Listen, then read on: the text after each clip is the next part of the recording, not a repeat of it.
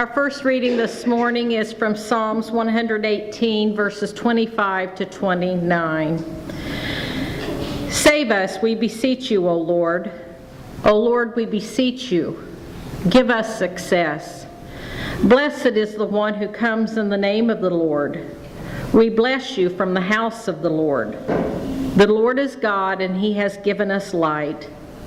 Bind the festal procession with branches up to the horns of the altar. You are my God, and I will give thanks to you. You are my God, I will extol you. Oh, give thanks to the Lord, for he is good, for his steadfast love endures forever. This is the word of the Lord. Thanks be to God. Let us now have our second reading and prepare our hearts. Mark 11 and Mark 14.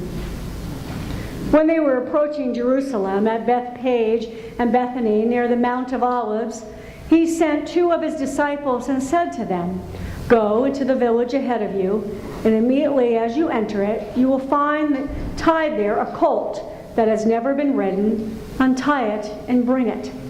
If anyone says to you, 'Why are you doing this?'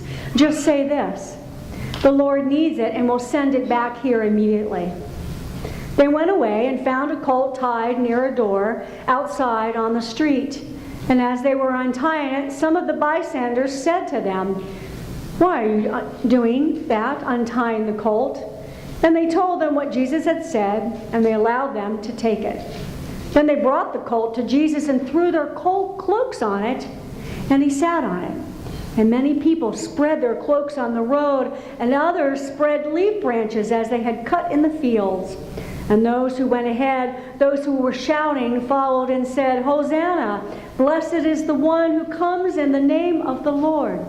Blessed is the coming kingdom of our ancestor David. Hosanna in the highest heaven." Then he entered Jerusalem and went into the temple, and when he had looked around at everything, as it was already late, he went out to Bethany with the 12. While he was at Bethany in the house of Simon the leper, as he sat at table, a woman came with an alabaster jar, a very costly ointment of nard. And she broke open the jar and poured the ointment on his head.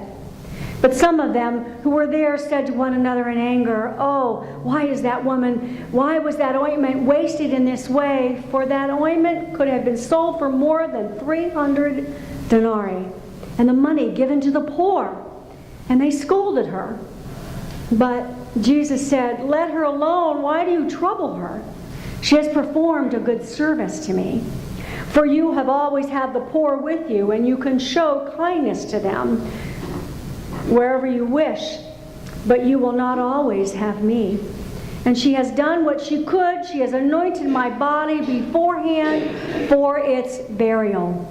Truly, I tell you, whatever the good news is proclaimed in the whole world, she has done will be told in remembrance of her." This is the word of the Lord. Thanks be to God.